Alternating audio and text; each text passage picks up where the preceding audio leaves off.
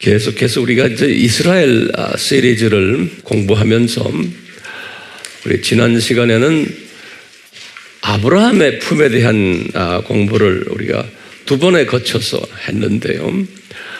거기 이제 결론적으로 제가 이런 말씀을 드린 기억이 나요.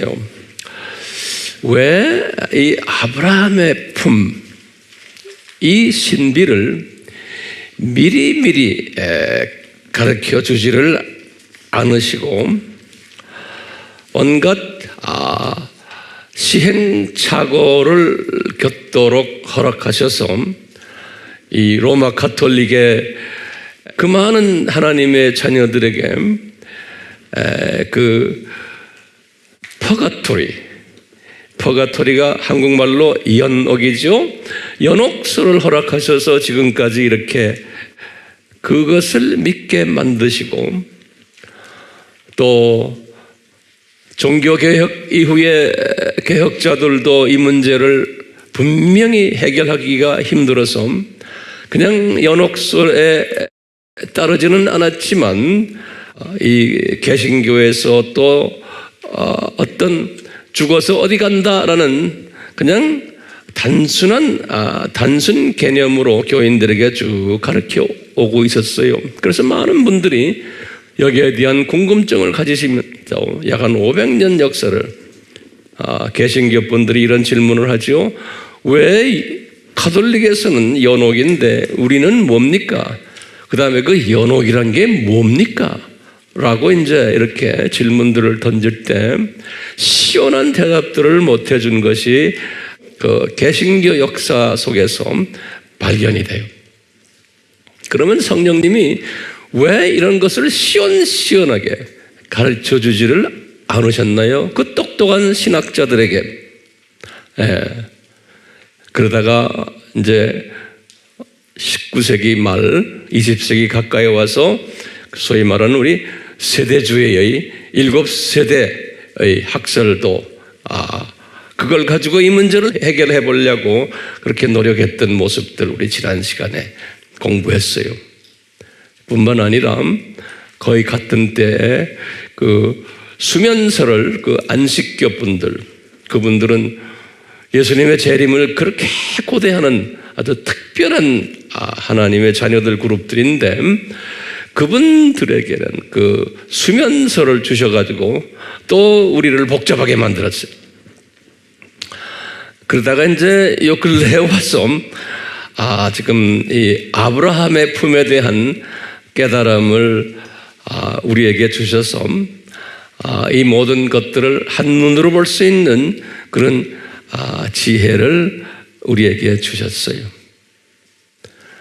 거기에 대한 답은 제가 지난 시간에 다 말씀드렸어요.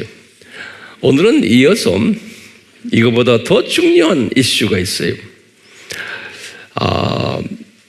그 예수님의 이름도 오늘 우리가 공부를 하겠지만 아담 타락 이후부터 지금까지 약 한 6,000년 예수님의 이름을 단순하게 그냥 예수다 또는 예수님이다 또는 성자님이다 이렇게 주셨으면 얼마나 소화하기도 쉽고 우리가 쉽게 성서를 읽을 수 있는데, 오늘 우리가 이제 공부하겠지만 그 예수님의 이름을 엄청 복잡하게 우리에게 주셨어요. 그래서 신앙생활을 평생을 해도 그 예수님의 이름에 대해서 어디가 좀 깨름직해.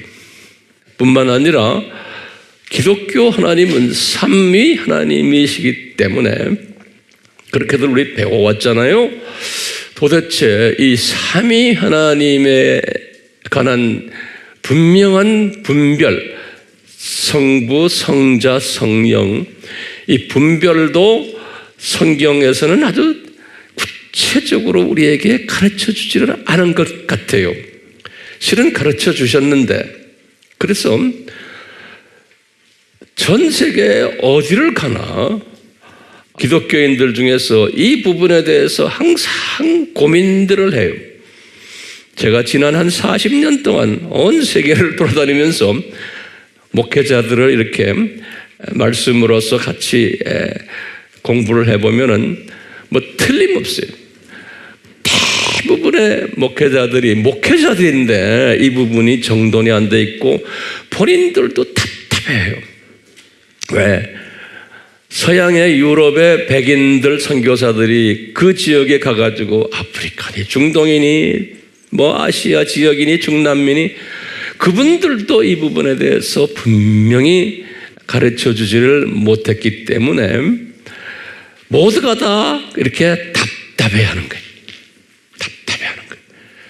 그래서 오늘 이 답답증을 좀 한번 풀어봤으면 하는 것이 저의 소원이 한번 풀어봅시다.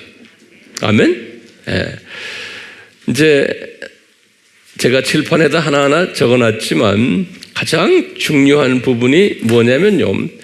이제 모세가 이제 10계명을 받았을 때, 10계명에서 첫 4계명이 소위 우리 수직계명이라고 그러잖아요. 그러니까 가장 중요한 계명이 수직계명이 예수님이 나중에 말씀하셨어요. 유대인들에게. 어디에? 마태복음 22장 이제 37절 38절에 말씀하셨어요. 예수님께서요 뭐라고 말씀하셨냐면 이 첫째 계명이 4계명이 first 계명이고 가장 위대한 계명이라는 거예요. greatest, 영어로는 the greatest, great, 위대하고 가장 크고 첫째 되는 계명이 첫 4계명이라는 거예요. 그게 수직 계명이에요. 그 다음에 이제 나머지 6계명은 수평 계명이죠. 이것은 second 계명이라는 거예요. 그러니까 first가 가장 중요하다는 거예요. 이렇게 예수님이 말씀하셨어요. 말씀하셨는데도 우리가 이제 성경 속에서 보면은 답답한 게 몇 개가 있어요. 뭐냐면 첫째요. 예수님이 모세에게 수직계명 4개를 주실 때 첫 번째 계명과 두 번째 계명, 세 번째 계명을 주실 때 여기 출애굽기 20장 7절에 요거 이제 잘 들으세요. 너는 너희 하나님 여호와 이름을 그랬어요. 그냥 보면 너희 하나님인데 거기에 여호와 이름을 그러면 여긴 우리가 쉽게 말하면 여긴 누구겠습니까? 나중에 내가 이제 다 증명을 하겠지만 구약에서 너희 하나님 하면은 그건 엘로힘이에요. 그렇죠? 그러니까 이거 삼위 하나님을 일단락 이야기하는 거예요. 하나님 영어로는 God 하면은요, 제 말 요거 잘 정리하세요. 근데 여호 하나님이 있는데 거기다 여호와라고 딱 옆에다가 딱 붙여놓으면 근데 그 여호와는 누구냐? 그 여호와는 나중에 제가 설명했지만 예수님이에요. 성자예요. 예. 그러니까 10계명에서 지금 뭐냐면요. 너는 너희 하나님 여호와의 이름이야. 다시 말해 예수님 이름이에요. 그 막연히 그냥 하나님 이름이 아니에요. 제 말 잘 따라오세요? 그러니까 예수님 이름을 망령되이 일컫지 말라 그랬어요. 지금 모세에게 말씀하신 분이 누구예요? 삼위 하나님 중에서 예수 하나님이에요. 그거 꼭 노트에 적어놓으세요.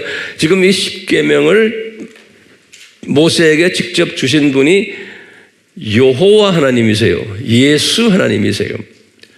그런데 이제 그 예수 여호와 하나님이 말씀하시기를 하나님의 자녀들아, 이스라엘 사람들아, 이 내 이름 여호와의 이름을 망령되이 하지 말아라는 거예요. 이게 계명 중에서 세 번째 계명이에요. 예. 그 다음에 안식일에 네 번째가 그러니까 안식일보다 더 앞서는 계명이에요. 예. 그렇죠? 그래서 도대체 망령되이 하지 마라. 여기 한국 성경 그렇게 되어 있어요. 또는 이제 요 근래 와서는 한국 성경 중에서는 헛되이 하지 말아라. 이렇게도 만들어놨어요. 왜냐하면 그 원어를 보면 영어로 그래 in vain이에요. in vain. in 그 다음에 vain이란 건 헛되다. 그런 헛vain. 집에 가서 이제 사전 찾아보세요. vain 하는 거예요. 그 말은 뭐냐면 제가 이제 봤어요. 여호와의 이름을, 예수님의 이름을 in vain, 망령되이 하다 보면 이건 좀 번역이 좀 안 좋아요. 예. 그래서 여기 뭐냐면 그 이름에 분명히 의미가 들어있는데 그 의미 없이 그냥 부르는 거예요. 예수의 이름을 우리가요. 또는 그 의미도 모르게 그냥 의미도 모르게 막 부르는 거예요. 예수. 예? 또는 여호와. 또는 가볍게 부르는 거예요. 또는 혼돈하여 부르는 거예요. 정돈되지 않고. 또는 불경스럽게 그냥 막 부르는 거예요. 또는 분별력 없이. 제가 이렇게 한번 정리해 봤어요. 다시 말하면 이 예수님의 이름을 in vain, 헛되이, 의미 없이 그 뜻도 모르고 가볍게 혼돈하게 또 경외하지 않으면서 분별력 없이 부르는 것은 큰 죄를 범하는 거다. 죄를 범하는 거다. 예수님이 모세에게 가르친 거예요. 그렇기 때문에 우리가요, 이 예수님의 이름을 우리가 제대로 알아야 되거든요. 근데 성서에서 보면 신구약에서 전체에서 보면 예전에 내가 아바에서도 또 내가 설교에서도 자주 이야기했지만 예수님의 이름이 100개가 넘어요. 우리한테 이렇게 노출시켜 주신 것만 해도 엄청 많아요. 예수님의 이름이. 그래서 우리가 너무 많기 때문에 예수님의 이름을 우리가 그냥 헛되이 그냥 부를 수가 있잖아요. 예. 그렇기 때문에 오늘 이 제3계명이 안식일 때 4계명을 주시고는 이 4계명을 주시면서 안식일에는 삼위 하나님을 항상 묵상하며 그것보다도 또 그 다음에 묵상하는 게 뭐냐? 예수님의 이름을 묵상하는 날이 그게 안식일이라는 거예요. 그래서 우리는 이 삼위 하나님 중에서도 예수 하나님이 그렇게 우리에게 중요하다는 거예요. 왜냐? 이 예수 하나님이 삼위 하나님 중에서도 인간으로 내려오셔서 우리를 위해서 우리의 저주를 몽땅 뒤집어 쓰신 하나님이시기 때문에 또 우리가 보면 창조 목적 학교 이 세상 7천년의 교장 선생님이시기 때문에 뭐 여러 가지 우리가 이제 이유가 있어요. 그래서 그 예수 하나님은 성부 하나님도 우리에게 소중한 분이시고 성령 하나님도 우리에게 소중한 분이시지만 예수 하나님이 더 소중하다는 게 아니고 예수 하나님이 더 우리의 삶 속에 직접 간섭하시면서 우리와 교제를 하신 분이기 때문에 그런 거예요. 더가 아니에요. 오케이? 예.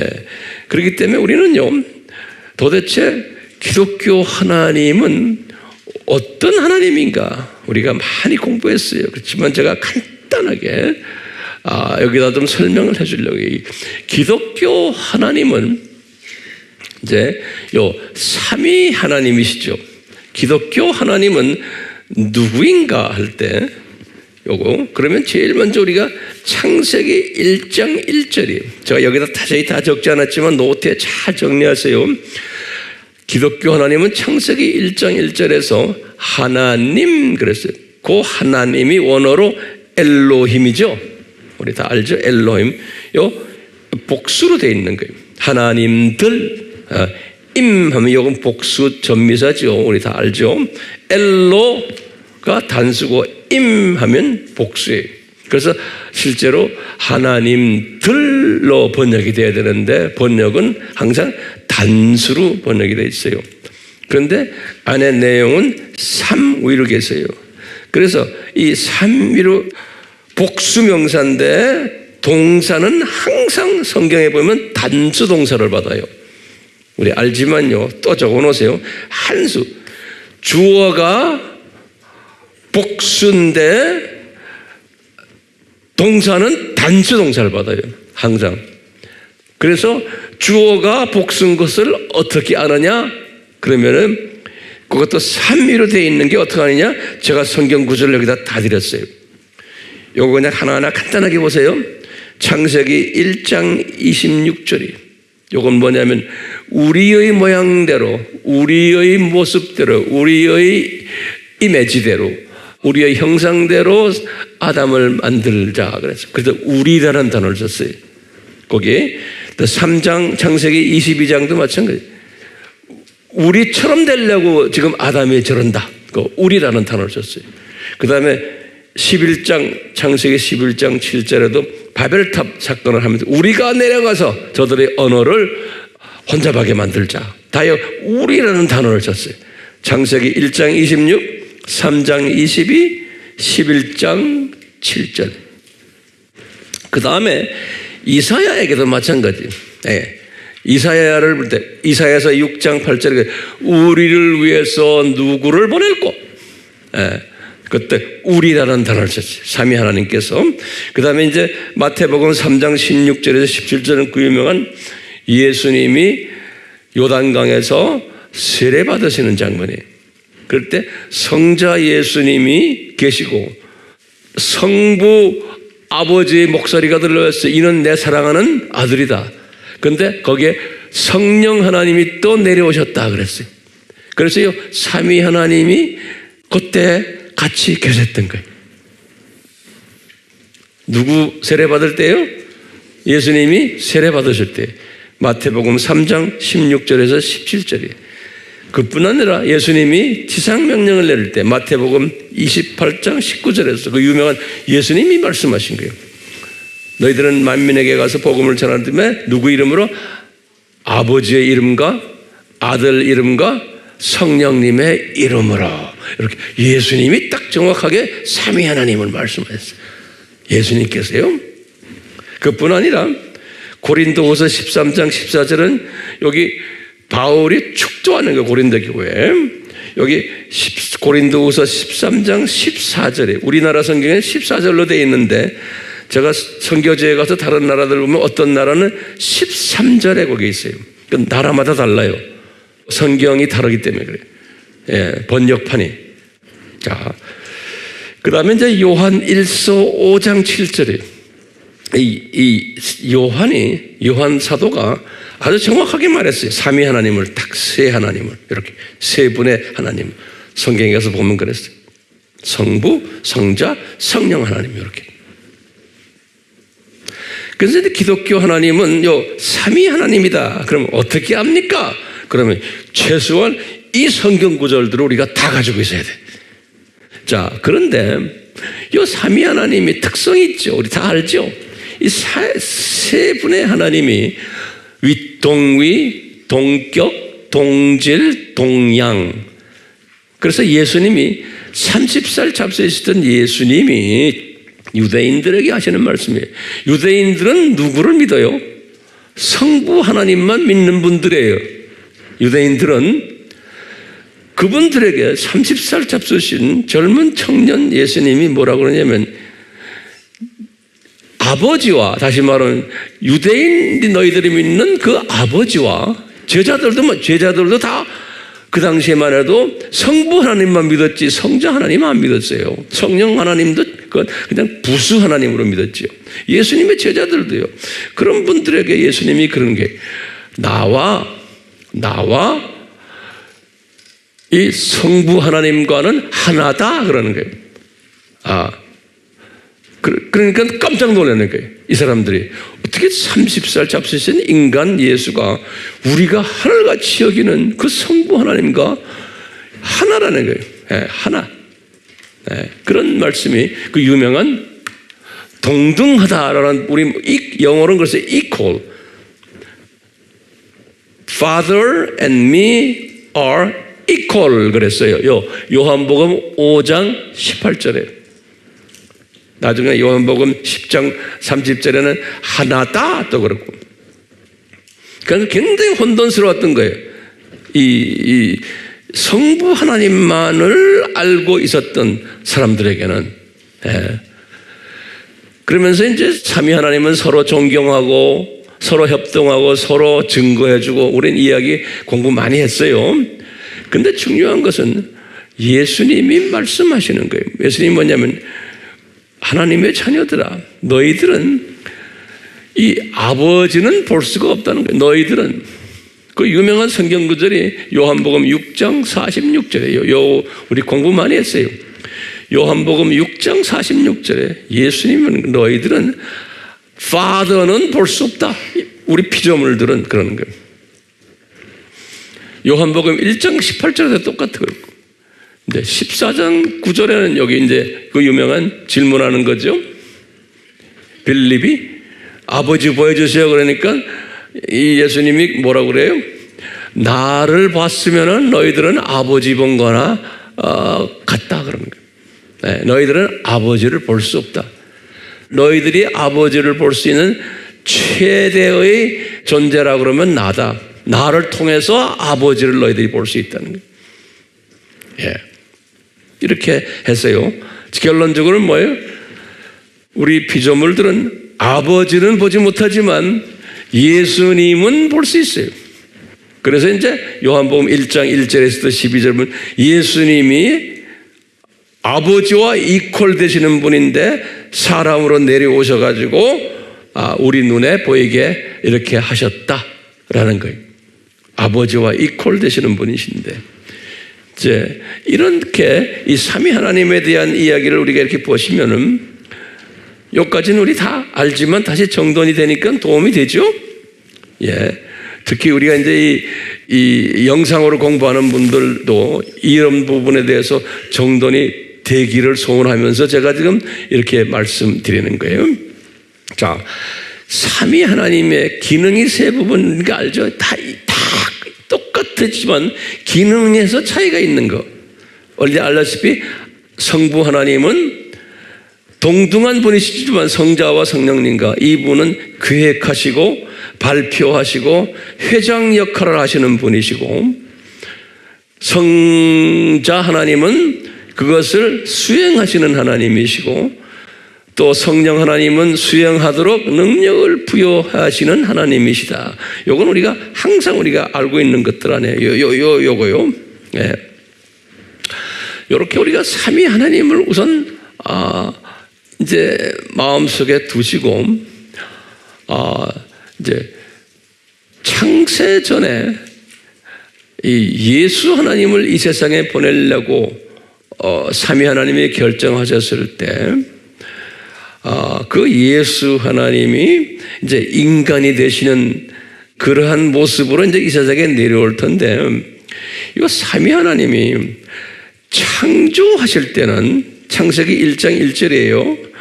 지금부터 잘 들으세요. 창조하실 때는 삼위 하나님이 창조를 하셨어요. 각 기능에 맞춰서. 그래서 태초에 하나님이 엘로힘이 하늘들과 땅을 창조하시니라. 우리 알잖아요. 이렇게 했죠. 그래서 창세기 1장에서는 첫째 날에도 하나님이 해놓건 보시기에 좋았더라. 둘째 날은 보시기에 좋았더라 안 했지만 하나님이 이렇게 창조하셨다. 셋째 날도 하나님이 엘로힘이 창조하셨다는 거예요. 예. 근데 거기에 실제로 창조를 계획하신 분은 성부 하나님이시고 능력을 부여하신 분은 성부 하나님이시지만 실제로 손으로 실제로 말씀으로 지으신 분이 누구예요? 성자 하나님이시죠. 그리고 이제 일곱째 날에 안식을 하셨어요. 일곱째 날에 안식을 하시고는 이 창세기도 모세 오경은 다 모세가 기록한 거 아니에요. 성령님이 모세에게 이제 가르쳐 준 거예요. 그 모세가 창세기 1장에서는 엘로힘 이렇게 해서 7일 동안 쫙 엘로힘 하시다가 이제 7일이 끝나고 이제 안식일이 끝나고 이제 새롭게 이제 하나님 이제 이야기가 나올 때 2장 4절에서 여기 지금 중요한 거예요. 창세기 2장 4절 여기 이제 2장 4절에서 처음으로 엘로힘이라는 그 단어 앞에 야훼라는 단어를 딱 붙여놨어요. 원어에 보면요. 그래서 야훼 엘로힘 그랬어요. 그냥 우리가 한국말로는 뭐라고 썼냐면 여호와 하나님 이렇게 여호와라는 단어가 딱 붙었어요. 처음으로 그게 창세기 몇 장 몇 절이에요? 2장 4절에. 예. 그때부터 시작을 해가지고 이제 야훼라는 요 단어가 이제 야훼 여기 지금 야훼입니다. 제가 성경 전체로 흘러가요. 쫙. 예, 성경 전체로. 네. 근데 이 야훼라는 뜻이 뭔가? 이게 굉장히 중요한 거예요. 예. 이 야훼라는 뜻이 뭐냐면, 이 야훼는 누구를 지칭할까요? 이건 예수님을 지칭하시는 거예요. 그러니까 2장 4절에서 처음으로 성자 예수님 이름이 등장하는 거예요. 그게 야훼 엘로힘인 거예요.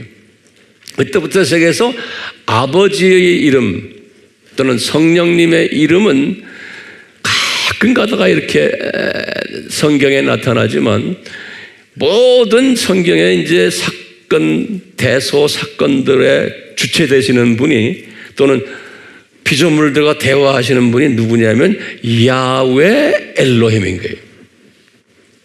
그렇기 때문에 성경은 누구 이야기예요? 야훼 엘로힘 이야기예요. 그때부터 시작을 했어요.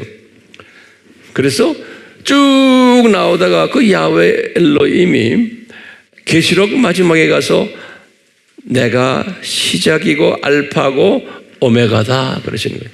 역사를 시작한 그 하나님이 나다 그런 거예요. 야훼 엘로힘이다. 그러니까 이 성경은 야훼 엘로힘에 관한 이야기예요. 그래서 예수님이 그랬죠. 성경을 들여다봐라. 전부 내 이야기다. 요한복음 5장 39절에 또 누가복음 24장 27절 또는 44절 다 예수님이 직접 하신 말씀이에요. 성경을 들여다봐라. 전부 나에 관한 이야기다. 이게. 예수님이 성부에 관한 이야기도 아니고 성령님에 관한 이야기도 아니고 나에 관한 이야기다. 그래. 나에 관한 이야기다.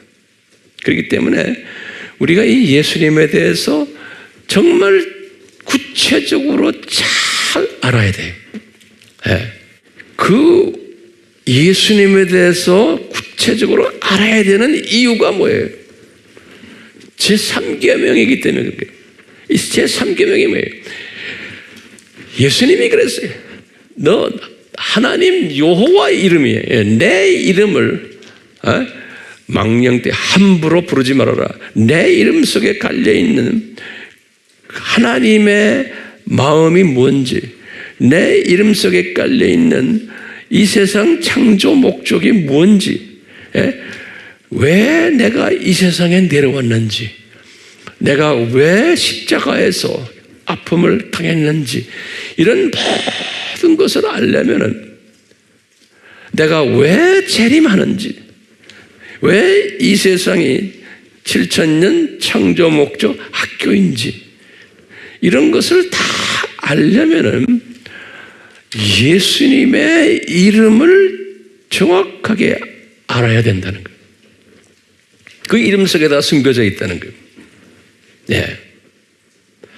그 야훼라는 이름이 뜻이 뭐냐?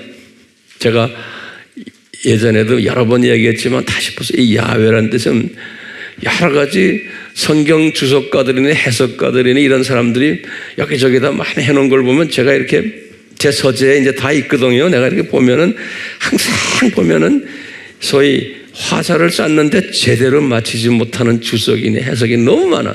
그러니까 사람들이 보면 답답해. 내가 봐도 답답해. 그런데 어떻게 이런 사람들이 뭐 유명하다 그러느냐. 그러니까 이런 사람들 거 읽어봐야 초점을 맞추질 못하니까요.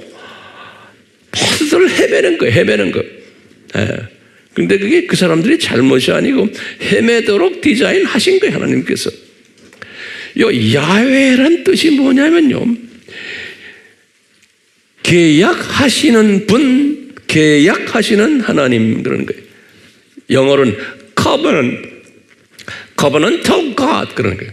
covenantal God. 다시 말하면 법적 계약을 하시는 하나님, 그 이름이 야훼라는 이름이. 야훼. 자, 그러면 우리 질문에 무엇을 계약하십니까? 뭘 계약하십니까? 그러면 가장 큰 계약이 뭐냐면 창세전 십자가 사건 계약이에요.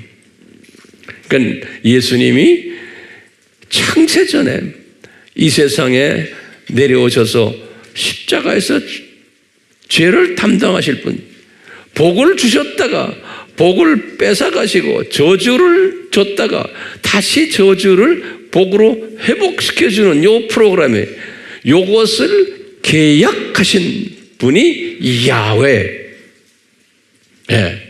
그러니까 야훼란 뜻이, 그러니까 야훼 하면은 그 속에 무슨 냄새가 나야 돼요? 예수님의 보혈 냄새가 나야 되는 거예요. 그러니까 우리가 구약에서 쪼개면서 여호와 하나님 할 때는 그 안에는 예수 그리스도의 보혈이 그 안에 숨겨져 있고 그 보혈 냄새가 거기서 풍풍풍 막 나야 되는 거예요. 그 여호와라는 이름 속에. 그것이 법적으로 계약이 됐다는 거예요. 그래서 야훼. 야훼란 뜻이, 그리고 엘로힘은 뭐예요? 창조자란 뜻이에요. 근데 이분이 창조자 하나님이라는 거예요. 엘로힘이라는 뜻은요. 그러니까 이 여호와 하나님 하면 여호와는 야훼, 그다음에 하나님 하면 창조자, 그런 소리예요. 그러니까 십자가 달리신 100% 사람이 되신 분이시지만 하나님이시다, 창조자 되신다라는 이 뜻이 요 이름 속에 숨겨져 있는 게 야훼, 엘로힘, 여호와, 하나님, 그런 거예요. 그런데요, 요 뜻을 성경에서는 과거 4,000년에 아브라함부터 시작해서 지금까지 4,000년 동안 분명하게 하나님의 자녀들에게 이것을 못을 박아주질 않았어요.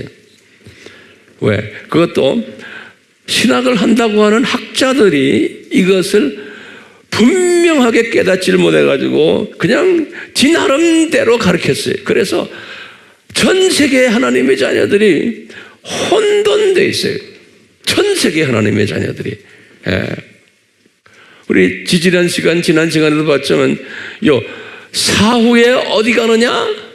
요것도 어느 정도는 해놓고는 많이 혼돈시켜놔서 지금까지 온 거예요. 그래서 우리가 그 지난 시간에 정돈한 거예요. 이제 때가 되니까 정돈케 하신 거예요. 그러니까 하나님의 숨겨진 뜻이에요. 이 신학자들이나 누구를 통해서 이게 분명하게 이것이 정돈이 되지 않도록 성령님이 그렇게 이끄신 것 같아요. 저도 그렇게 해서 쭉 이끄심 받았기 때문에 저도 이 부분에 대해서 가르치는 사람으로서 항상 어디가 찜찜해요. 정확지가 않아요. 여러분들 내 성격 알죠? 나는 뭐든지 하나가 제대로 못이 박혀 있지 않으면 전 못 견디는 사람이에요. 그러니까 그것 때문에 내 머리가 하얘졌는데 갑자기 다 까매져 버렸어요.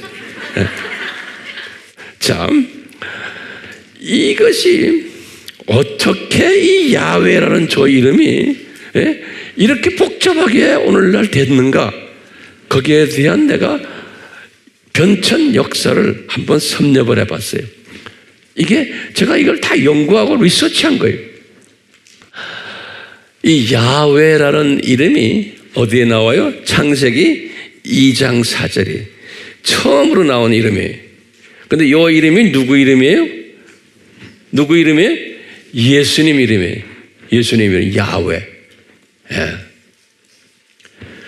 그런데 유대인들이, 근데 하나님께서 그렇게 디자인하신 게 이 출애굽기 20장 7절 때문에 유대인들이 야훼라는 이름을 쭉 받아오다가 출애굽기 20장 7절에 지금 여호와 하나님의 이름을 적당히 부르지 말아라.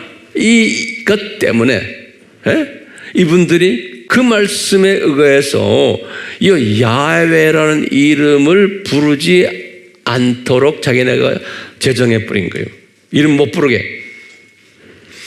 이름을 못 부르려면 어떻게 해야 되냐면 우리나라도 그렇지만 자음이 있고 모음이 있잖아요. 그 나라의 언어도 똑같아요. 모음을 다 제거해 버리면 되는 거예요. 그래서 여기 보면 여기 아가 모음 아니에요. 아, 에, 이, 오, 유죠. 모음이 여기 아, 이 모음을 제거해 버리면 어떻게 돼요? 발음을 못 하는 거예요. 그래서 이제 이 사람들이 자기네가 쓴 성경에다가 이 자음만 딱 찍어 놨어요. 자음만. 그러니까 성경을 새로 프린트해가지고 성경에다가 자음만 적은 거예요. 야훼를. 그러니까 이분들이 성경을 읽다가 모음이 없으니까 발음이 안 되잖아요. 그러니까 이걸 보고는 그 모음이 딱 야훼가 딱 나오면 이렇게 저를 경외하는 거예요. 그래서 유대인들이 우리 지금도 이렇게 성경 읽으면다가 이런 모습 봤죠? 우리 화면에 많이 보이잖아요. 그게 왜냐하면 그 야훼가 나올 때 경외하는 거예요. 말은 못하고. 그렇게 발음을 금지시킨 거예요. 무엇 때문에? 제3계명 때문에. 이거 우리가 논리적으로 이제 알아야 돼요. 그래서 모음 제거해서 이렇게 표시한 거예요. 이렇게 표시하고 있다가 유대인들이 답답할 거 아니에요? 답답하니까 이것을 발음할 수 있는 구약, 발음할 수 있는 다른 이름으로 우리 찾아보자. 그래갖고 학자들이 만든 게 아도나이라는 이름이에요. 여기 같이 히브리어예요. 발음이 가능한 하나님의 야훼의 이름을 하나 만들어보자. 그래서 그게 아도나이. 이 아도나이라는 뜻은 영어는 my lord 또는 내 주여 그런 뜻이에요. 내 주여, 내 주인이시여, my master 그런 뜻이 아도나이. 이제 이렇게 해서 이제 쭉 나가다가 이제 예수님 오시기 약 한 250년, 300년 전이죠. 여기 그 유명한 70인역이 70인역. 알렉산드리아에서 이제 유대인들이 그 당시에 헬라 문화권에 많이 나가 있기 때문에 히브리 말을 모르는 거예요. 구약 성경을 헬라 말로 바꿔주지 않으면 그 이민자들이 디아스포라들이 구약을 모르는 거예요. 오리지널 유대 말로 져 있는 그 유대 말을 뭘로 바꿔줘야 돼? 헬라 말로 번역을 해줘야 돼요. 안 그러면 이 사람들이 해외 헬라 문화권에서 오래 살아나서 지금 우리 교포들이 한국말 모르는 거나 똑같아. 우리 2세, 3세들이. 그래서 소위 헬라 말로 구약을 번역한 것을 70인역이라고 그래요. 헬라 말로.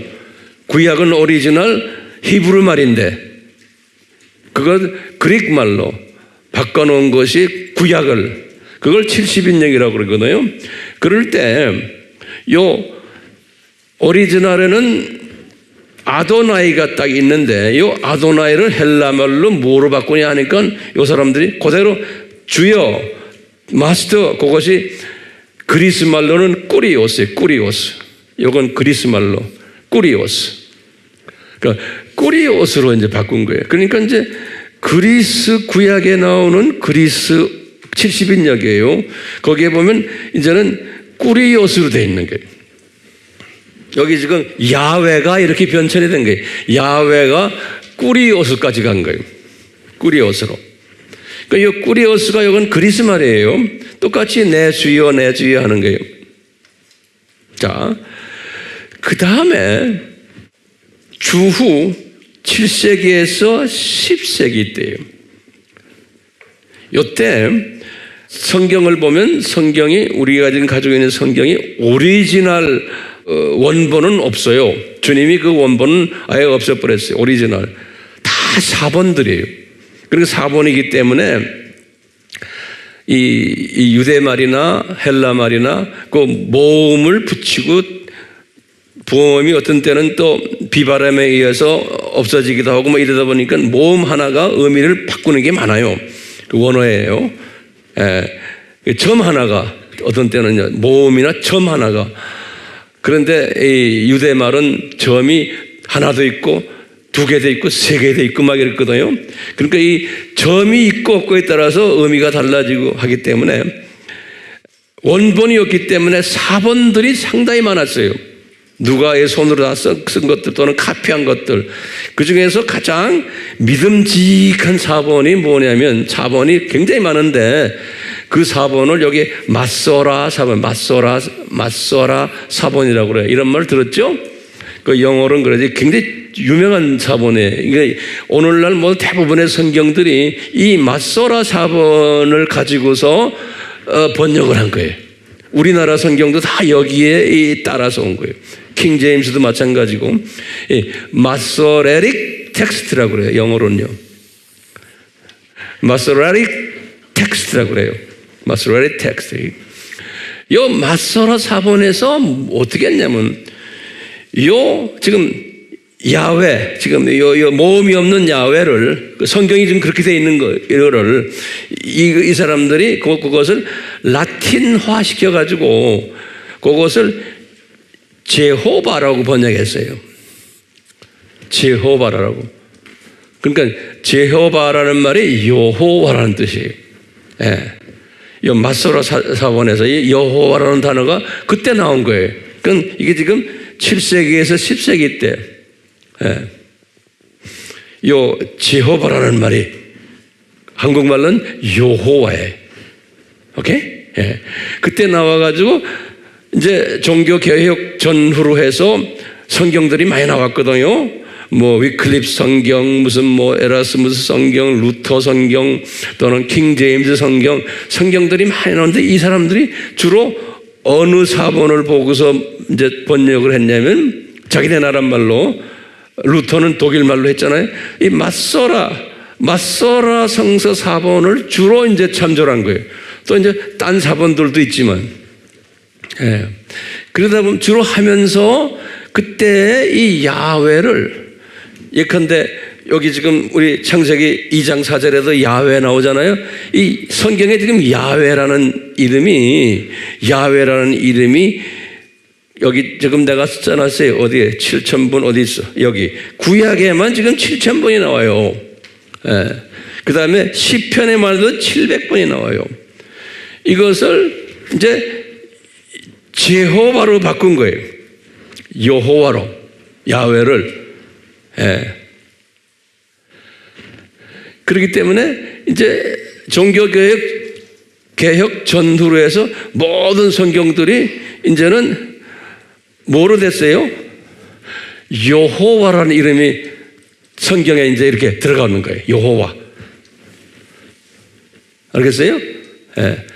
그러면서 킹 제임스 성경도 1611년이거든요. 1611년. 그때 킹 제임스도 여호와라는 이름을 집어넣는데 또 대부분의 성경들이 여호와를 집어넣는데 요 근래 와서 내가 이 킹 제임스 성경을 보면요. 그 여호와라는 야훼 이름 대신에 뭘 집어넣냐면 The Lord라고 해요. Lord. 주. 요거 꼭 노트에 적어놓으세요. 주라고 돼 있어요. NIV에도 그렇고 다. 그래서 이 모든 구약이나 신약에서 영어 번역을 어떻게 했냐면 The Lord. 그건 이제 한국말로는 주예요. 예? 또는 신약에서도 The Lord. 예수님을 다 The Lord로 해버린 거예요. 구약에서의 이 여호와도 The Lord로 다 바꿔버렸어요. 예. 대부분의 성경들이. 근데 신기하게도 우리나라의 개혁 성경이 놀랍게도 우리나라의 개혁 성경도 다 다른 사본들을 다 이렇게 해가지고 중국까지 넘어와서 이렇게 해서 우리나라까지 이렇게 온 것들인데, 우리나라에서는 여호와라는 이름을 그대로 쓰고 있어요. 우리나라 성경, 여러분들이 들고 다니는 우리나라 성경에는 기가 막히게. 그래서 우리는 여호와 하나님, 여호와라는 이름을 쓰는 거예요. 근데 여호와라는 이름이 NIV나 킹제임스나, 지금 우리나라의 킹제임스, 한국 킹제임스도 보면은 여호와 이름이 없어요. 다 주 하나님, 그래. 주라는, 그냥 이게 복잡하게 돼 있어요. 그렇기 때문에 그런 이런 역사적인 흐름을 아셔야 돼요. 그러니까 여러분들도 개혁 성경 갖고 계신 분들도 계시고 또 다른 성경까지 있죠. 근데 우리나라 성경, 개혁 성경은 잘 돼 있어요. 그건요, 여호와라고 정확하게 들어가 있어요. 여러분 성경 한번 열어보세요. 여호와. 그렇기 때문에 우리가요, 이러니까 모든 성경을 그런 여호와를 집어넣어서 이제 번역을 하다 보니까 모세오경도 그런 식으로 번역한 거예요. 여호와 이레 그랬죠. 주 이레라는 단어 우리 배웠어요? 우리는 여호와 이레죠. 그렇죠? 예. 그런데 이제 영어권 사람들은 the Lord Jireh 그런다고요. 그러면 Lord Jireh, Lord라면 주죠. 주 이레라는 소리예요. 예. 그런데 정확하게는 제호바 자이레예요. 지레를 영어 사람들은 자이레라고, 우리는 지레인데 지레가 맞아요. 우리말이 확실히 더 좋아요. 예. 똑같이 여호와 니시, 여호와 라파 이렇게 되어 있어요. 그러니까 여호와 니시, 여호와가 누구예요? 예수님 이레, 예수님 니시, 예수님 라파예요. 성경 구절은 창세기 22장 14절, 17장 15절, 출애굽기 15장 26절. 자, 그러면 우리 질문이 몇 가지가 있어요. 우리가 그동안에 쭉 공부했어요. 아브라함에게 찾아가셨던 그 하나님, 이 누군가? 아브라함이 갈대아 우르에 계셨을 때 나중에 쭉 아브라함과 관계하면서 이삭을 바쳐라, 뭐 또 우리 18장, 창세기 18장에는 세 사람이 아브라함에게 나타나는데 그 중에 두 사람은 천사였고 한 분은 여호와였다. 우리 알죠요? 그러니까 아브라함에게 찾아가셨던 그 야훼 또는 주, the Lord, 안 그러면 또 제호바, 이분이 누구였던가? 그러면 누구예요? 예수님이죠? 그럼 그걸 어떻게 알아요? 예수님인지? 예수님이 말씀하신 거예요, 예수님이. 그러니까 이게 딱 중요한 거예요, 여기. 아브라함에게 만났다 할 때는 성경에는 뭐냐면, 어떤 성경은 제호바 갓이, 또 어떤 성경은 the Lord God 이렇게 했는데, 그 아브라함에게 삼위 하나님 중에서 한 분이 가서 만났는데 누가 어느 하나님이 가서 만났냐? 그러니까 예수님이 딱 말씀하시는 거예요. 예수님이 요한복음 8장 56절에서 58절에 뭐냐면 내가 아브라함을 만났다 그러는 거예요. 30살 잡수신 젊은 청년 예수님이 유대인들에게 그러시는 거예요. 그러니까 유대인들이 깜짝 놀라는 게 2000년 전에 우리의 당군왕검 같은 우리 조상 아브라함을 어떻게 당신 갈릴리 출신 30세 먹은 젊은 청년이 그분을 어떻게 만납니까? 그러니까 예수님이 뭐라 그래? 얘들아, 나는 아브라함이 있기 전에 나는 이미 있었다 그러는 거예요. 요한복음 8장 56절에서 58절이에요. 그러니까 이분들이 예수님을 돌로 쳐 죽이려고 그러는 거예요. 그러니까 예수님이 피해버리시는 거예요. 그러니까요, 예수님이 누구를, 아브라함을 만난 분이시고 아브라함과 대화하셨고 아브라함에게 모든 것을 지시하셨던 분이 예수님이라는 거예요. 우리가 그동안 공부했죠? 근데 우리가 믿는 성경, 우리가 들고 다니는 성경 중에는 여호와께서, 안 그러면 또 하나님 또는 주께서, 주님이 이렇게 번역이 막 돼 있어요. 그렇기 때문에요, 오늘날 기독교인들 중에서도요, 예수님이 아브라함에게 이렇게 가서 만나서 아브라함에게 지시했다 그러면 안 믿는 사람들이 있어요. 못 믿는 사람들이 엄청 많아요. 그뿐입니까? 유대교 사람들은 성부 하나님이 아브라함을 만났다고 보는 거예요. 그거 좀 적어놓으세요. 그러니까 지금 유대인 사람들은 까막눈이 돼가지고 예수님을 못 보기 때문에 여호와를 또는 the Lord, 주를 유대인들은 누구로 생각해요? 성부 하나님만 보는 거예요. 성부 하나님으로.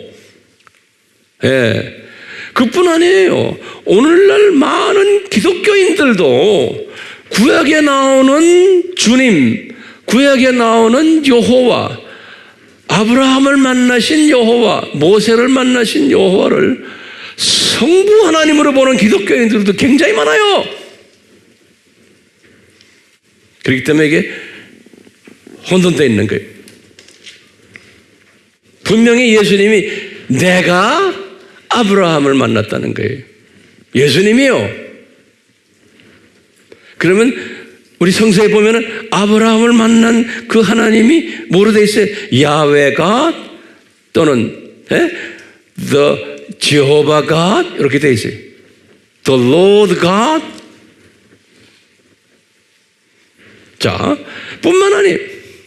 모세도 마찬가지예요. 아브라함은 주전 2000년이죠. 모세는 주전 1500년이죠. 모세가 40살 됐을 때, 다시 말하면 왕궁에 있었을 때, 왕궁에서 모세가 왕궁에서 이제 40살 돼서 이제 있을 때 노동하는 이스라엘 사람들 가서 보고는 화가 나가지고 애굽 사람 하나 죽였잖아요. 그래서 이분이 도망가는 이야기 나오죠. 거기 40살 때죠. 그런데 히브리서 11장 24에서 26절에 보면은 히브리서요, 중요한 성경 구절이에요.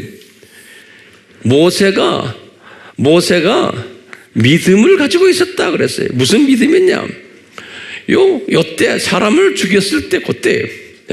애굽 사람 죽였을 때 그리스도께서 모세에게 나타나셔서 너 이 왕궁에서 떠나라. 그러면 내가 너한테 이제 앞으로 상급을 많이 줄게. 이런 말을 했다는 거예요. 그러니까 모세가 겁나서 도망간 게 아니고 그 말을 여기에 히브리서 11장 24절에서 26절에 했어요. 예. 그 당시에 예수님이 모세에게 나타나셔서 모세야, 너 이제 다 놓고 떠나라. 그래서 이 떠나서 네가 앞으로 내 말 잘 들으면 내가 상급을 많이 줄게. 그리스도께서 이렇게 하셨다 그랬어요. 분명하게 예수께서 모세에게. 그러니까 모세에게 나타나신 분이 누구예요? 예수님인 거예요. 예. 예수님이 모세에게 나타났어요. 그런데 모세가 지금 오늘 본문 말씀에 80살 됐을 때 모세가 이제 출애굽기 3장 이야기예요. 80살 됐을 때 모세에게 또 예수님이 나타나신 거예요. 그 유명한 가시떨기 나무 있죠? 그 앞에서. 근데 거기 여러분들 나중에 집에 가서 성경구절 잘 보세요. 내가 여기다 적어놨는데 여기에요. 모세에게 나타나실 때 여기 보시면 이제 모세가 몇 살 때예요? 80살 될 때 나타나실 때 보면은 여러 가지 이 명칭이 거기에 나와요. 그러니까 굉장히 혼돈스러워요. 이게 훈련이 안 되면. 뭐냐면 출애굽기 3장 2절에 그랬어요. 여호와의 사자가 나타나셨다 그랬어요. 이분에게, 모세에게. 근데 요거는 우리나라 성경에는 여호와의 사자라고 되어 있지만 다른 킹 제임스 여러분 한국 번역도 주의 사자라 이렇게 써놨어요. 그러니까 요 주라는 거하고 여호와라는 거 이렇게 써놨어요. 내가 설명했죠? 많은 성경에 주의 사자가, 영어도 그랬어요. 킹 제임스나 NIV나 다른 영어본을 보면 the angel, 더가 붙어 the angel of the Lord 그랬어요. 주의 사자가, 천사가 아니에요. 예수님을 그렇게 불러요. 예수님을. 그 주의 사자가 또는 여호와의 사자가 또 그러기도 하고요. 또 4절에 보면 여호와께서 이렇게 표현해요. 모세에게 말하는 거예요. 또는 어느 성경은 주께서 그런 거예요. 이 주께서보다 여호와께 어떤 게 더 우리에게도 마음에 들어가요. 여호와께서, 우리는 이게 익숙해져 있어요. 그렇죠? 여호와께서 모세에게 말하는 거예요. 또 하나님이 가라사대 그랬어요. 그러니까 지금 보세요. 이 똑같아요. 여호와, 주, 예수님이 어떤 때는 하나님이, 왜? 엘로힘, 저기. 하나님이 가라사대. 한글 성경에는 뭐냐면 주께서 하나님을 뽑아버리고 주께서 말씀하시기를, 여기 킹 제임스는 또 그렇게 해놨어요. 그러니까 이게 의미가 많이 분명치가 않은 게 있어요. 그 다음에 하시는 말씀이, 나는, 이제 예수님이 그런 거예요. 나는 아브라함의 하나님이고, 나는 이삭의 하나님이고, 나는 야곱의 하나님이라는 거예요. 요 말씀하시는 거예요. 잘 들어보세요. 그럼 이 말은 뭐냐면, 모세야, 500년 전에 내가 아브라함에게 나타났을 때의 아브라함과 대화했던 그 하나님이라는 거야. 오케이? 그 하나님이 누구예요? 여호와 하나님이고, 그 하나님이 예수님인 거예요. 그렇죠? 그래갖고 아브라함한테 계약을 몇 번 했어요? 3번 계약했죠? 이삭에게 또 한 번 계약했죠? 야곱에게 또 한 번 계약했죠? 요 하나님이라는 거예요. 또 저주 계약도 했죠? 아브라함한테 400년 지금 저주 이야기죠? 그래갖고 이제 400년 저주 받았다가 다시 이 땅으로 나오리라 아브라함한테 말씀하셨잖아요. 그 말씀, 이 땅으로 나오리라 하는 그 말씀을 이루시기 위해서 지금 아브라함에게 딱 나타나신 거예요. 그래서 아브라함에게, 모세에게 딱 나타나신 거예요. 아브라함한테 500년 전에 내가 약속했잖아. 400년 노예 생활 했다가 이제 다시 이제 가나안으로 가리라. 요 말씀을 내가 아브라함한테 했는데 그것을 지금 너한테서 이루려고 그런다는 거예요. 그러니까 이 지금 말씀하시는 분이 성부 하나님이요? 아니죠. 어느 하나님이세요? 성자 하나님, 예수 하나님이세요. 예수 하나님. 그렇기 때문에요, 우리가 이렇게 보면 이 예수 하나님이 구약 지금 4000년 기간에 예수 하나님이 계셨어요? 안 계셨어요? 지금 우리 여기까지만 봐도 분명히 그렇죠? 구약 지금 4000년 구약 시간에 지금 여기 지금 아까 이게 아브라함 2000년 아니에요? 모세 1500년이죠? 이게 다 있었어요. 이때 예수님이 무슨 이름으로 계셨어요? 예수라는 이름으로 계셨어요? 아니죠? The Lord, 야훼 또는 야훼 하나님 이렇게 해서 계셨던 거예요. 구약 때. 그러다가 예수님께서 그러는 거예요. 구약 전반에 내가 다 있었다는 거예요. 여기 이제 그랬으면서 이 선지자 이야기라는 거예요. 선지자. 그 유명한 우리 공부했죠? 마태복음 23장 37절에 예수님이 하시는 말씀이에요. 예수님께서 이게 지금 감람산 설교하기 바로 직전에 하시는 말씀이에요. 고난주일 화요일에 감람산 설교는 24장이거든요. 그 바로 전이 23장 37절에서 그 유명한 말씀 하시는 거예요. 뭐라고 그래요? 유대인들에게, 또 제자들에게 그러는 거예요. 얘들아, 구약의 선지자들 있지? 선지자는 언제부터 선지자예요? 여기 지금 정확하게 말하면 850이 엘리야거든요. 선지자는 여기도 400이 말라기거든요. 엘리야에서부터 말라기까지 약 한 400년 동안에 여기 선지자 시대예요. 엘리야에서부터 말라기까지 여기에 약 한 20명 정도의 선지자들 이름이 쭉 나오잖아요. 더 그보다 훨씬 많지만 그때 예수님이 하시는 말씀이에요. 유대인들에게 그러는 거예요. 제자들에게도 내가 이 선지자들은 다 내가 보냈단다 그러는 거예요. 내가 파송했단다 그러는 거예요. 예수님께서요.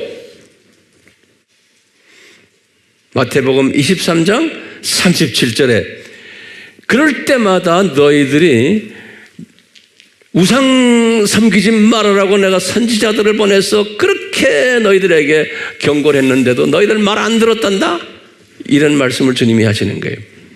그러니까 선지자들을 보내셨다? 그러면 우리가 들고 다니는 새 구약의 선지자들하고 이사야, 에레미야, 에스겔, 말라기, 아무개 하면 그분들에게 말씀하신 분이 누구예요? 예수님이 말씀했어요? 네? 성경이 그렇게 안 됐죠?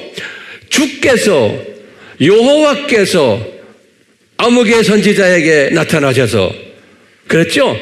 주께서, 엘로힘께서 또는 야훼께서 나타나셨다 그랬죠? 그러니까 그 모든 선지자에게 나타냈던 그 여호와, 그 주님, 그 하나님이 누구라는 거예요? 어느 하나님? 예수 하나님이 선지자들에게 직접 나타나셔서 다 지시를 하셨다는 거예요. 그러니까 예수님이 누가 그래? 내가 지시를 했다는 거예요. 예수님이. 그러니까 지금 정리해 보세요. 이 구약 시대에 아브라함에게도 직접 나타나서 모든 계약을 하시던 분이 예수님이고 모세에게도 직접 다 말씀하신 분이 예수님이고 선지자들에게 일일이 다 말씀하신 분이 누구라는 거예요? 예수님이라는 거예요. 예수님. 자, 그렇기 때문에 예수님께서 그러는 거예요. 내가 요한계시록을 이제 마무리하면서 요한계시록이 뭡니까? 이 세상 7,000년의 마무리, 쫙 마무리 이야기를 하면서 요한에게 그러죠. 나는 알파와 오메가다. 계시록 1장 8절, 또 다 한 다음에 21장 6절, 또 마지막에 새하늘과 새 땅을 보여주면서 22장 13절. 뭐라고 그러냐면 내가 알파와 오메가다. 내가 역사를 시작했고 역사를 마치는 하나님이다.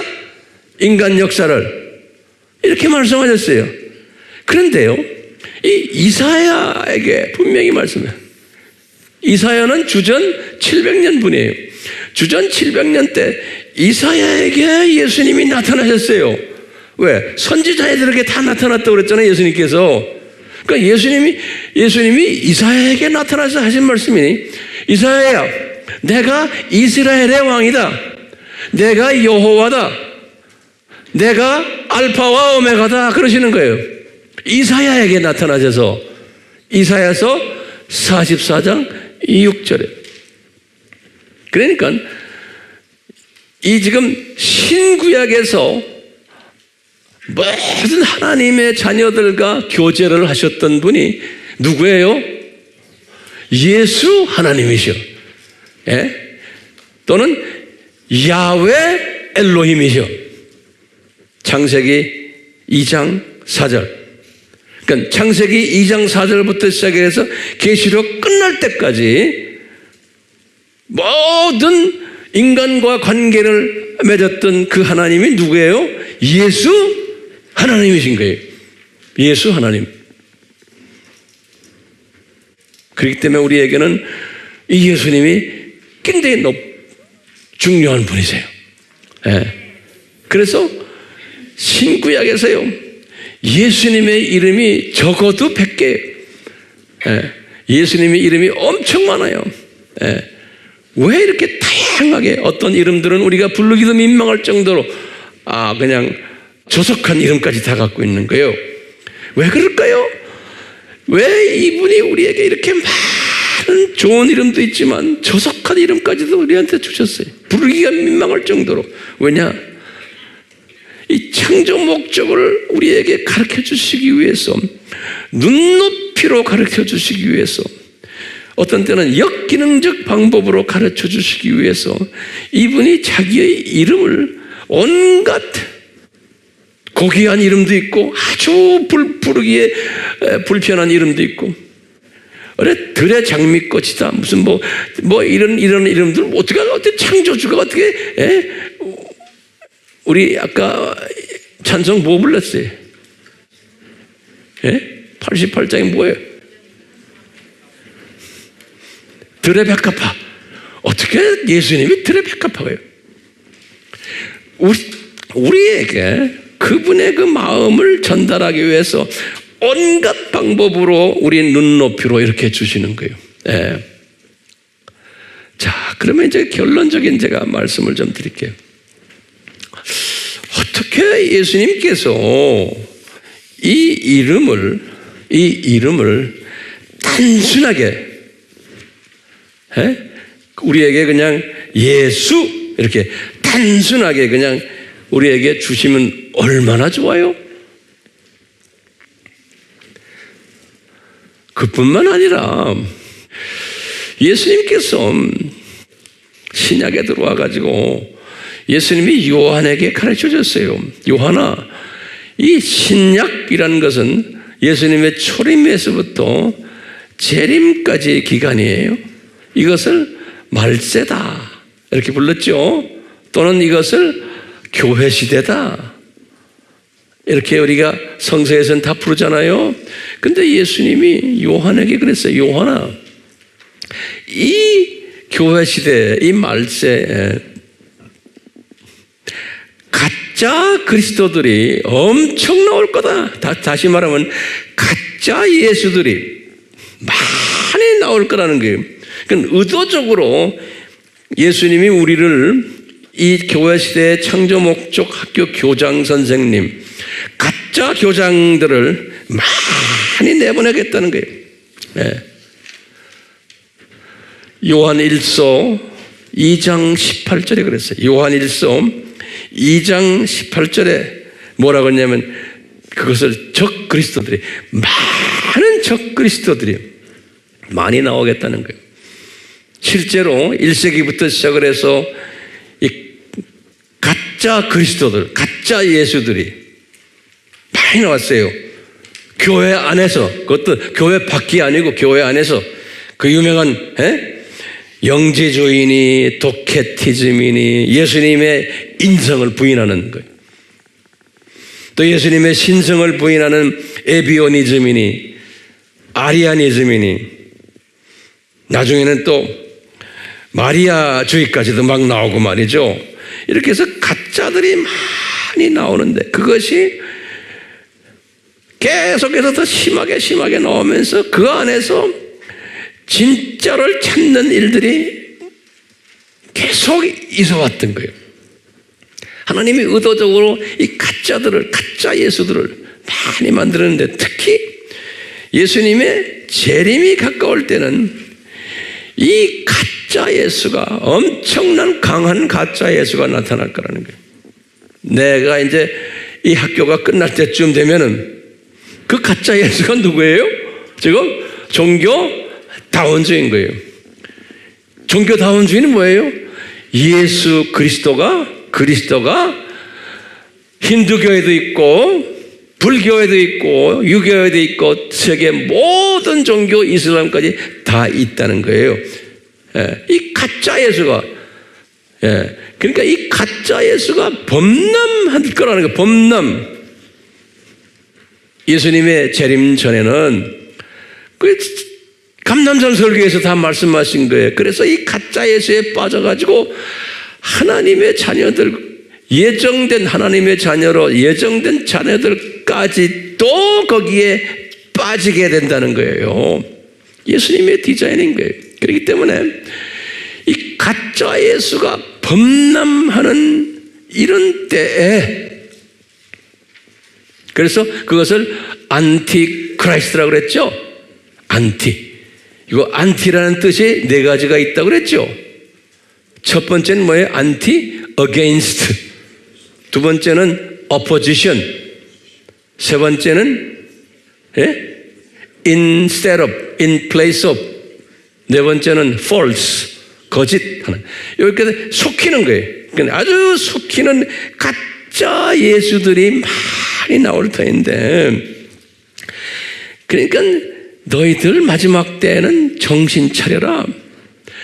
정신 차려란 말은 어떻게 하면 정신 차려야 돼요? 진짜 예수로 무장을 해야 되는 거예요. 그러니까 진짜 예수로 무장하게 하기 위해서 가짜들을, 강한 가짜들을 많이 퍼뜨려 놓는 거예요. 그렇기 때문에 지금 오늘 제가 설명하는 이 진짜 예수로 무장하지 않으면은 넘어지게 되어 있는 때, 우리 지금 이 시대, 이 마지막 때 하나님의 자녀들, 창조 목적 학교에서요, 이 마지막 때 하나님의 자녀들을 훈련시키는 그 하나의 과목 중에 하나인 거예요. 중요한 과목이에요. 그렇기 때문에 오늘날은 진짜 예수가 진짜 예수다 라고 외치면은 진짜 예수가 진짜 예수다 이렇게밖에 어떻게든 설명할 수가 없어. 왜냐면 하도 가짜가 많아서 이 진짜 예수가 진짜 예수다, 그리스도가 진짜 예수다, 예수 그리스도가 진짜. 왜냐하면 가짜들도 그리스도, I believe in 그리스도, 예수 믿어, 예수 믿어 다 그래요. 그렇기 때문에 진짜 예수를, 다시 말하면 진짜 예수를 믿는다는 것은 진짜 삼위 하나님을 알아야 되고, 그 다음에 삼위 하나님이 엘로힘이라는 걸 알아야 되고, 삼위 하나님의 성서적인 모든 삼위라는, 위라는, 우리라는 게 어디 있는 걸 알아야 되고, 이 삼위가 기능적으로 다르다는 것 알아야 되고, 구원자로서 내려오는 이 아들, 삼위 하나님 중에 아들 하나님이 누구라는 걸 알아야 되고, 그 이름이 성서에서 그동안에 4,000년 동안 혼돈스럽게 번역이 됐다는 것도 알아야 되고, 그런데 이제는 그 진짜 예수 외에는 구원이 없다는 것도 알아야 되고, 이 진짜 예수가 곧 오신다는 것도 알아야 되고, 근데 아는 것만이 아니에요. 이것을 이제 외쳐야 되는 거예요. 그래서 그 진짜 only Jesus, 그분만 의지하지 않고 그분만 따라가지 않으면은 당신들은 죽어, 멸망해 라고 외치는 자들이 우리인데, 이 외칠 때 우리는 어떻게 되느냐? 예수님이 분명히 말했어요. 너희들은 같은 크리스찬이지만 그들에게서 미움받게 되어 있다 그러는 거예요. 그들에게서 핍박받게 되어 있다. 같은 기독교인인데 너희들은 미움받고 비웃음받고 조롱받고 배척당하고 심지어는 이상한 사람들이라고 취급받고 또는 꽉 막힌 보수들이라고, 골수분자들이라고 취급받고, 그러면서 너희들을 이상한 종자들로 볼 것이다. 심지어는 유명한 목사들도 너희들을 그렇게 볼 거다. 유명한 신학자들도, 지금 가톨릭이나 정교회나 개신교 다 그래.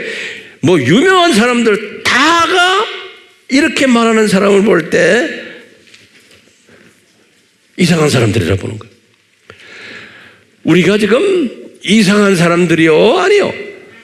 아닌데도 그분들은 그렇게 보는데, 그분들이라는 게 소위 기독교인이라는 사람들이 그렇게 본다는 거요. 그게 소위 말하는 WCC 사람들인 거예요. WEA 안에도 이런 사람들이 지금 또 나타나기 시작하는 거예요. 예. 그렇기 때문에 우리가 지금 이런 때 살고 있는 거예요. 그럼 우리 질문이 있어요. 도대체 왜 이런 분위기를 만드십니까, 예수님?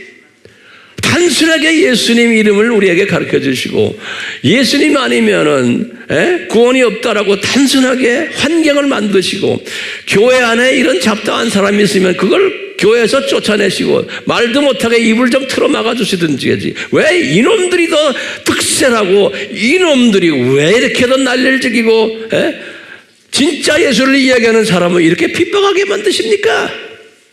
왜 그래요? 하고 덤벼들 필요가 있어요, 없어요? 분명히 있죠. 그런데 예수님께서 덤벼드는 사람이 이렇게 보고는 덤벼드는 사람 보고는 씩 웃으시면서 좋아하실 거예요. 그런데 너희들은 이런 환경 속에서 살아야 된다는 거예요. 왜 그러냐?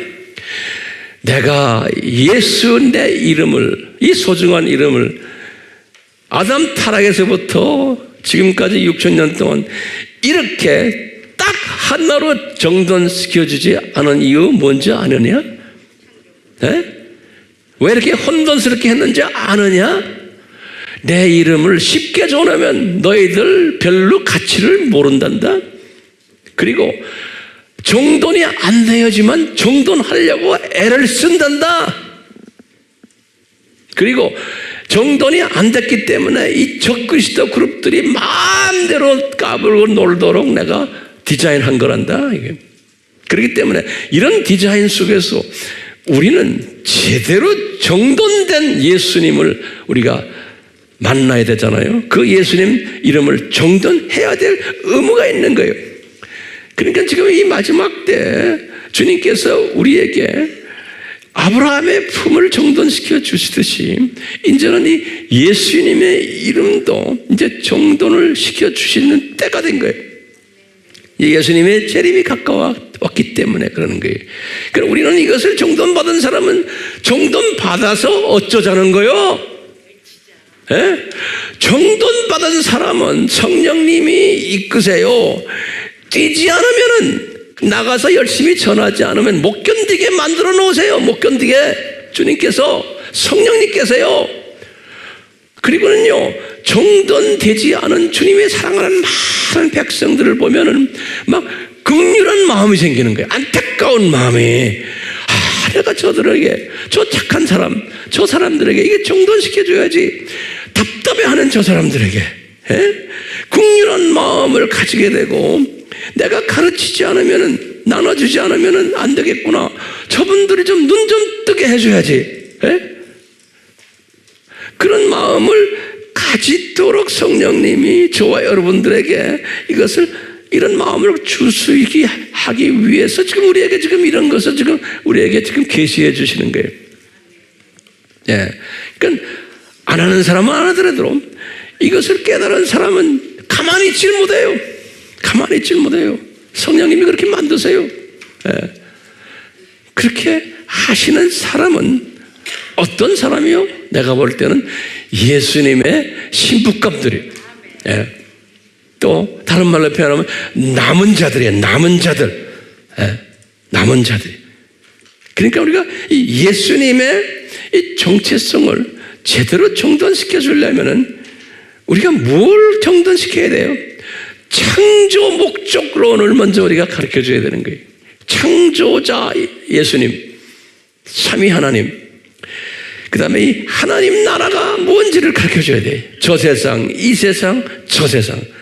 그리고는 이 세상 학위, 이 세상이 뭐라는 게 창조 목적 학교다.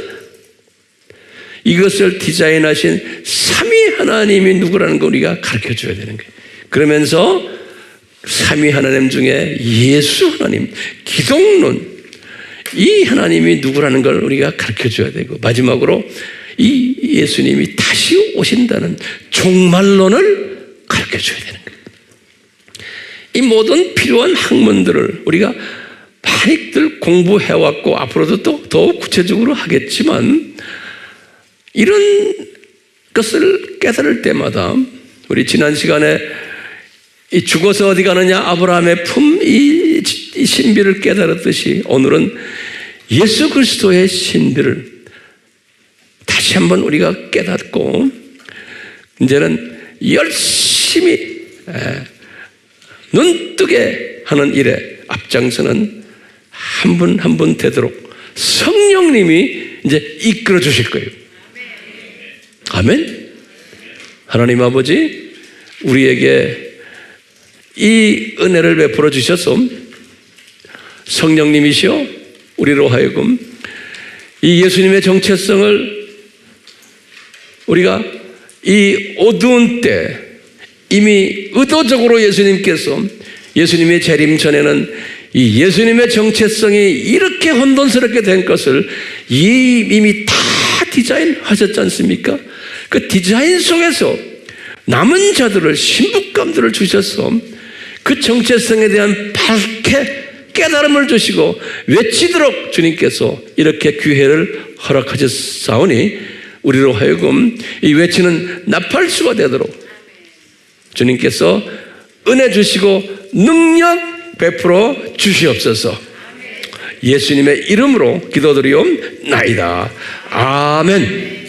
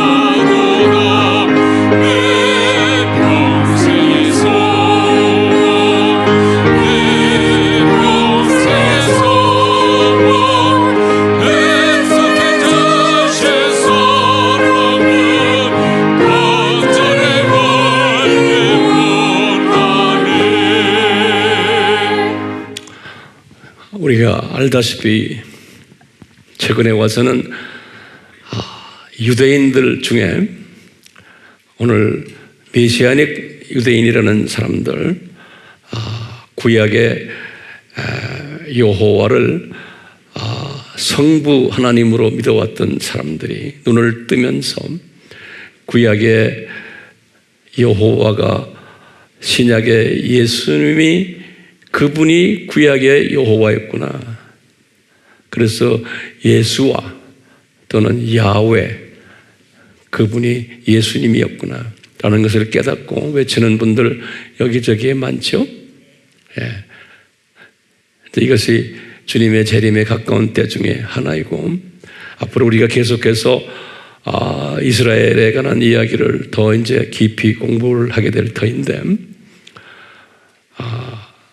기독교인들 중에서 많은 로마 가톨릭이나 정교회, 개신교 교인들 중에서 신약의 예수님이 예수님이고 구약의 여호와는 성부 하나님이다라고 믿는 분들도 상당히 있어요.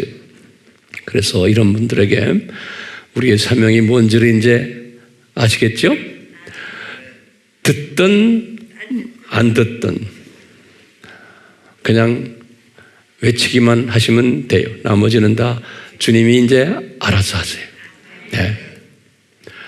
지금 이 시간은 우리 예수 그리스도의 무한하신 은혜와 하나님 아버지의 극진하신 사랑하심과 성령님의 끊임없이 역사하심이 우리의 삶 속에서 떠나지 않기를 예수님의 이름으로 축원하옵나이다. 아멘.